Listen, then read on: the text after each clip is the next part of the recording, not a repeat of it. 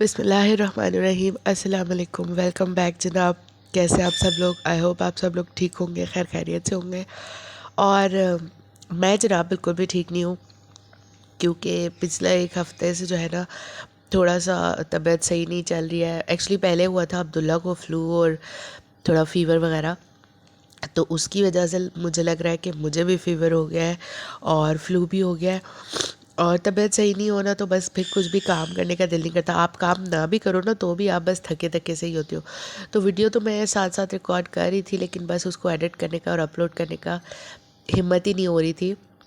तो ये जो है वो मेरी मंदी का पार्ट 2 है। मैरिनेशन वगैरह मैं आपको पिछली वीडियो में दिखा चुकी हूँ, अगर आपने वो नहीं देखी है तो आप देख लें। तो यहाँ पे जो है वो मैं मंदी बनाने की तैयारी कर रही हूँ। तो उसकी स्टीम के लिए मैंने एक बड़ा पतीला ले लिया, उसमें पानी डाल दिया। पानी मैंने इसमें इतना डाला है कि जो मैं जो स्टीमर रखूँगी ना, जिस पे मैं रान को रख के फॉयल में रखूँगी, उससे नीचे नीचे पानी हो, उससे ऊपर नहीं होना चाहिए। तो बड़ा सा पतीला ले लिया।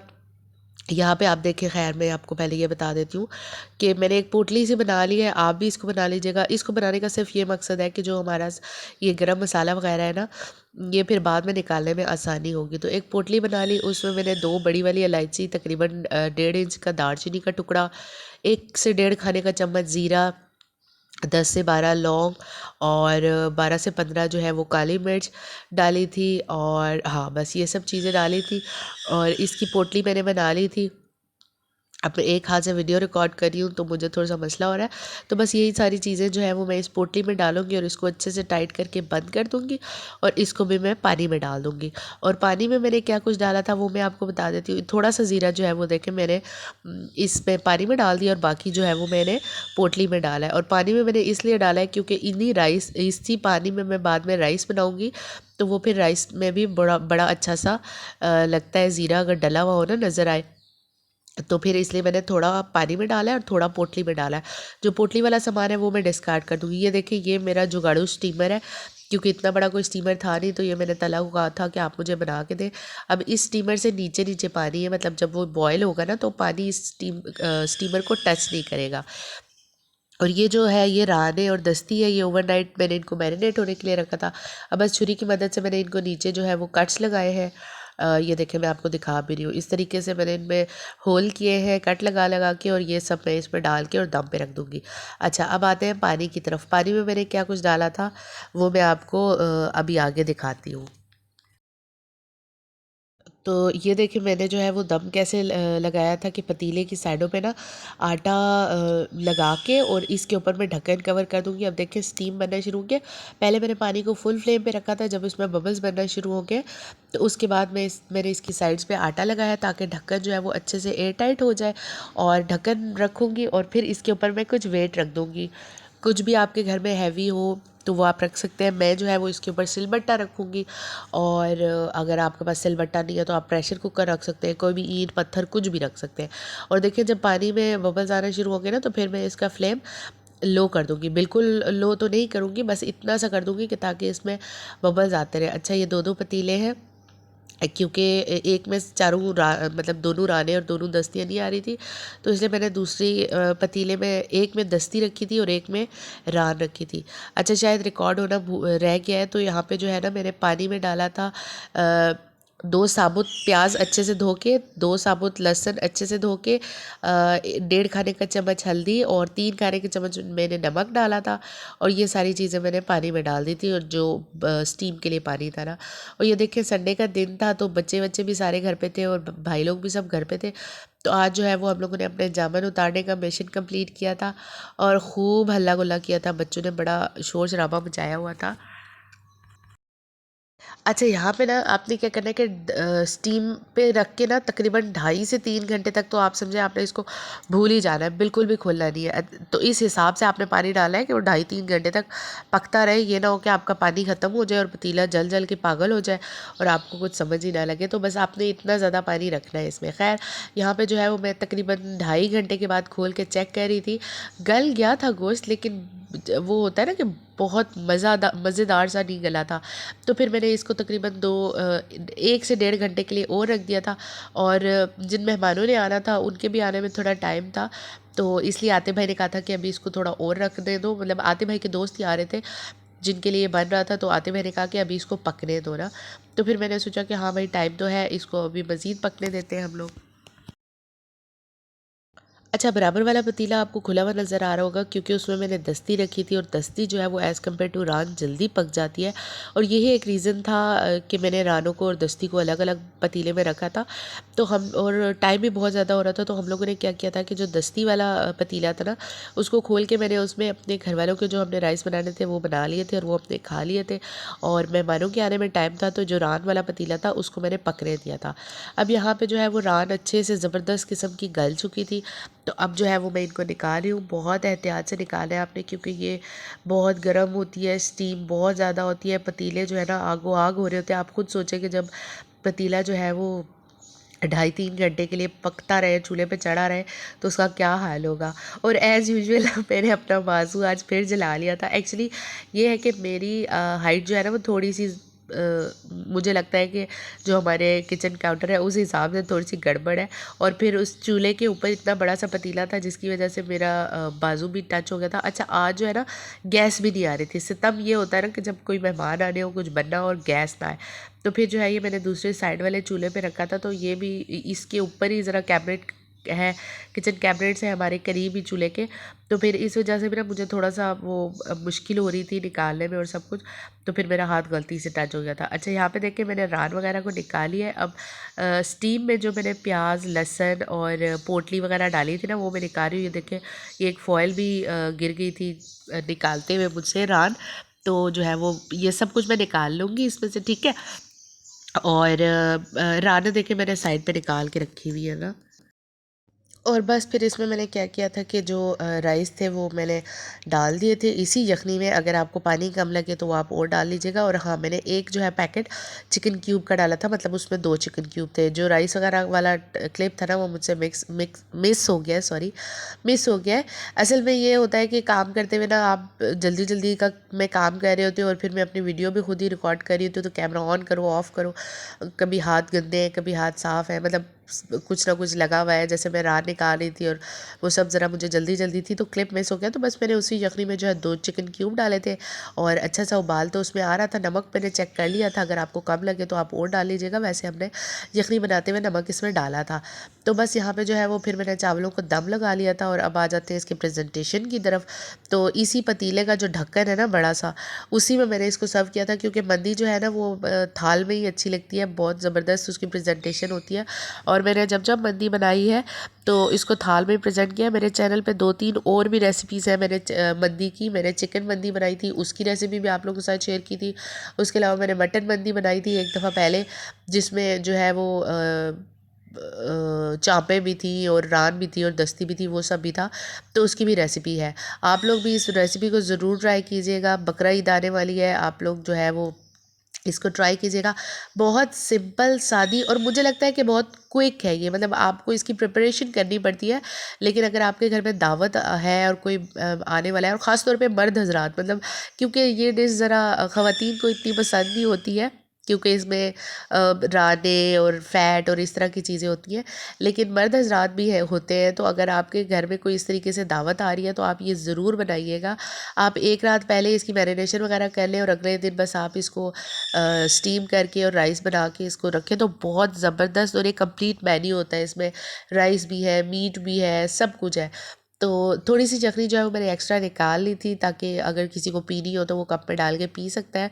और फाइनल प्रेजेंटेशन बस मैं आपको यहीं तक ही दिखाऊंगी क्योंकि इसके बाद तो ज़ाहिर बात है वो फिर खाना वाना चला गया था मेहमानों के आगे और उनके आगे तो मैं जा नहीं सकती थी। लेकिन ये है कि बस मैंने यूँ थाल पे राइस बिछाए और उसके ऊपर एक साइड पे रान रखी है और दूसरी साइड पे दस्ती रखूँगी। और फिर जब दोबारा ये रिफ़िल होने के लिए आया था थाल, क्योंकि मैंने एक ही दफ़ा सारा नहीं भेजा था, मुझे लगा कि ये ठंडा हो जाएगा। और आप देखिए माशाल्लाह माशाल्लाह कितनी ज़बरदस्त गली हुई है ना। रान भी बहुत अच्छे से गली थी क्योंकि रान को जो है मैंने एक्स्ट्रा टाइम दिया था। और दस्ती भी देखें बहुत ज़बरदस्त गली हुई है। ओवरनाइट मैरिनेशन से ये भी एक फ़ायदा होता है कि आपका मीट जो है ना वो अच्छे से टेंडर हो जाता है। दोनों रानू और दस्ती का टेस्ट अलग था। दस्ती जो थी वो ब्लैक पेपर सॉल्ट में बनी हुई थी और राने जो है वो ज़रा स्पाइसी सी थी। तो बहुत बहुत बहुत ज़बरदस्त टेस्ट आ रहा था, बहुत तारीफ़ हुई थी, सबको बहुत अच्छा लगा था। मैं बहुत खुश हुई थी और मेरी मेहनत वसूल हो गई थी। जब आपका खाना आपके मेहमानों को पसंद आ जाए ना और वो पेट भर के खाएँ तो बस आप समझे कि आपकी सारी मेहनत वसूल हो जाती है। तो बस मैंने यहाँ पे जो है वो कुछ अनियन रिंग्स वगैरह काटे थे और लेमन स्लाइस किए थे, वो मैं इस पे रख दूँगी। और साथ मैंने इसके टमाटर की चटनी बनाई थी सिंपल। टमाटर, लहसुन, हरी मिर्चें, पुदीना थोड़ा सा डाल के, नमक और थोड़ा सा ज़ीरा डाल के उसको अच्छे से ब्लेंड कर लिया था और साथ सैलेड था। और बस यहाँ पे जो है वो मैंने थाल वाल रेडी कर लिया। इसमें थोड़ा सा मैं नींबू डालूँगी और उसके बाद फॉयल से कवर करके इसको भेज दूँगी मेहमानों की तरफ उनके कमरे में। और आप लोग भी ज़रूर ट्राई कीजिएगा इसको, बड़ी ईद आने वाली है, आप लोग ज़रूर ज़रूर ज़रूर ट्राई कीजिएगा और मुझे कमेंट सेक्शन में अपनी फीडबैक भी दीजिएगा। अगर अभी तक आपने मेरी वीडियो लाइक नहीं किया तो यार इसको लाइक कर दो प्लीज़, और फ्रेंड्स एंड फैमिली के साथ शेयर भी कर दो। अगर कोई फूड लवर है, खाने का शौकीन है या बनाने का शौकीन है, आप उसको ज़रूर ये वीडियो शेयर करो। आई एम श्योर उसे पसंद आएगी, देखकर भी, बनाकर भी और खाकर भी, इंशाल्लाह इंशाल्लाह। और वीडियो को अभी तक आपने लाइक नहीं किया तो उसको लाइक कर दीजिए, चैनल पर नए हैं तो सब्सक्राइब कर दीजिए। कमेंट सेक्शन में कमेंट करके ज़रूर बताइएगा, मुझे बहुत ज़्यादा मोटिवेशन हासिल होती है, मैं बहुत मोटिवेट होती हूँ। और बस रेसिपी तो इतनी ही है, अब आगे हम अपनी बातें करते हैं जो रूटीन की बातें होती हैं चिट चैट की। तो चले स्टार्ट करते हैं वो बातें।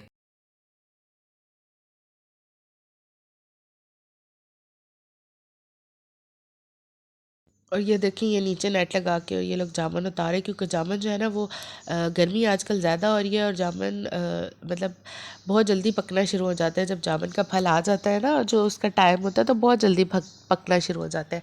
और दरख्त जो है वो घर में है तो इसका ये होता है कि वो जामुन पकते रहते हैं, गिरते रहते हैं।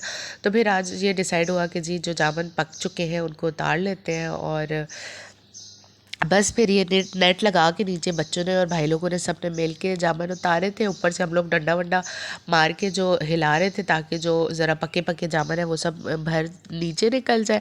और इस नेट पे जो है ना वो सारे गिरे थे और फिर बच्चों ने शॉपर में भर लिए थे। और बस आज का दिन जो है मतलब संडे का दिन हमारा ऐसे गुजरा था। और 2-3 दिन के बाद मैं वीडियो ये आप लोगों के साथ शेयर कर रही हूँ, क्योंकि मेरी तबीयत सही नहीं थी और हिम्मत ही नहीं हो रही थी। लेकिन आज जो है वो पता चला था कि आंटी जो मेड आंटी है वो ज़रा देर से आएंगी, तो मैंने सोचा कि चलो मेरे पास थोड़ा सा टाइम है। और आज मैंने सोचा था कि मैं जो है वो आलू की तहारी बना लूँगी, क्योंकि तबीयत भी कुछ इतनी सही नहीं थी। और एक मेन रीज़न ये था कि मैंने सोचा कि ज़रा जाने से पहले, क्योंकि हमारे जाने के दिन करीब आने वाले हैं, तो जाने से पहले ज़रा फ्रिज वगैरह और डीप फ्रीज़र में जो कुछ भी रखा हुआ है ना एक्स्ट्रा, वो सारी चीज़ें निकाल लूँ, खाली कर लूँ। तो फिर मैंने फ्रिज में से देखा कि अच्छा जी थोड़ा सा जो सालन बचा हुआ है, शोरवा बचा हुआ था, वो लेफ़्ट ओवर पड़ा हुआ है, मटर रखे हुए हैं। तो फिर मैंने सोचा कि चलो मटर और आलू डाल के एक तहारी बना लेती हूँ, बच्चे शौक से खा भी लेंगे और थोड़ी बहुत जो चीज़ें हैं ना वो भी यूज़ हो जाएगी। मतलब कल परसों परसों हम लोगों ने आलू गोश्त बनाया था, तो उसका जो है ना ज़रा शोरवा बचा हुआ था, तो वो भी मैं राइस में डाल दूँगी तो इस्तेमाल हो जाएगा। और ऐसे ही मैं हमेशा करती हूँ, मतलब हम लोग कोशिश यही करते हैं कि कम से कम चीज़ ज़ाया हो, और या तो हम आंटी को दे देते हैं, और या फिर जो है अगर इस तरीके का कोई शोरवा हो तो वो फिर मैं फ्रीज़र में रख देती हूँ। और 1-2 दिन बाद हम लोग राइस बना लेते हैं तो उसमें डाल देते हैं, उससे राइस का टेस्ट भी अच्छा हो जाता है और चीज़ भी ज़ाया नहीं होती है। पहले इसको खोलो ना, दाल को। हाँ जी।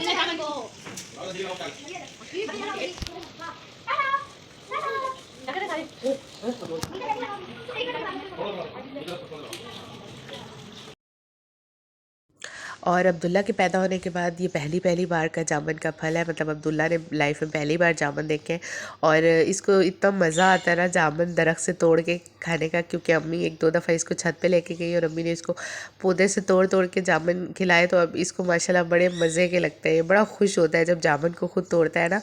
तो बस इसके लिए ये एक एक्टिविटी होती है। और फिर यहाँ पे अमरीन ने इसको उठाया हुआ था और ये जामुन तोड़ रहा था, तो मैंने सोचा चलो मैं इसको भी कैप्चर करती हूँ। ये यादें हैं, मेमोरीज़ हैं, इंशाल्लाह जब बच्चे बड़े हो जाएंगे तो देखेंगे और खुश होंगे। मैं भी कभी वक्त गुजरने के बाद अपने बुढ़ापे में देखूँगी और इन्जॉय करूँगी। और मेरा चैनल बनाने का मकसद भी यही है कि मेरी छोटी छोटी सी खुशियाँ हैं, छोटे छोटे से मोमेंट्स हैं जिनको मैं रिकॉर्ड करना चाहती हूँ और इन फ्यूचर देखना चाहती हूँ। और आई विश कि मैंने ये चैनल पहले बनाया होता। मैं और भी बहुत सी चीज़ें रिकॉर्ड करती अपनी लाइफ, नबीरा की लाइफ, मतलब नबीरा जब अब्दुल्ला जितनी थी, छोटी थी, तब बनाती तो नबीरा की वो मेमोरीज़ भी होती। और क्योंकि आजकल डिजिटल दौर है, हमारे बचपन में तो पिक्चर्स और वो हैंडी कैम वाला कैमरा होता था और वो सब चीज़ें होती थी, लेकिन अब उन सब का ज़माना नहीं रहा है। पिक्चर्स भी इतनी कोई देखता नहीं और आप इतनी पिक्चर संभाल भी नहीं सकते हो। तो बस ये एक मैंने सोचा कि मैं चैनल बना लूँ और इस पर अपलोड करती रहूँ। हम देखेंगे बड़े होके, बुढ़े होके, हमारे बच्चे जो है वो बड़े होके देखेंगे कि अच्छा जी हमारा बचपन कैसा गुजरा, हम कैसे रहते थे, कहाँ रहते थे और ये सब कुछ। तो बस अच्छा, वीडियो बहुत ज़्यादा लंबी हो रही है, अब मैं इस वीडियो को यहीं पे एंड करती हूँ क्योंकि जो है वो फिर अपलोडिंग में और एडिटिंग उसमें बहुत टाइम लगता है और मेमोरी जो है ना वो बहुत यूज़ होती है, क्योंकि मैं इसी फ़ोन में रिकॉर्ड भी करती हूँ और इसी फ़ोन में एडिट भी करती हूँ। तो फिर स्पेस जो है ना, स्पेस का बड़ा इशू हो जाता है। तो बस अपनी वीडियो को मैं यहीं पे एंड करती हूँ। अपना बहुत सारा ख्याल रखिएगा, मुझे और मेरी फैमिली को दुआओं में याद रखिएगा। इंशाल्लाह जल्दी एक नई वीडियो के साथ आऊँगी बहुत जल्द। बच्चों के पेपर ख़त्म होने वाले हैं और हमारी ट्रैवल सीरीज़ जो है वो स्टार्ट हो जाएगी। हम जाएंगे इस्लामाबाद और आगे गाँव, तो आप लोगों के साथ अपना गाँव भी शेयर करूँगी, अपने गाँव की वीडियोज़ शेयर करूँगी, इस्लामाबाद की वीडियो शेयर करूँगी। तो चैनल पर अगर नए हैं तो इसको सब्सक्राइब कर लीजिएगा, सब्सक्राइब करना बिल्कुल मत भूलिएगा मज़ीद नई नई वीडियोज़ के लिए। अपना बहुत सारा ख्याल रखिएगा। टेक केयर, अल्लाह हाफ़िज़।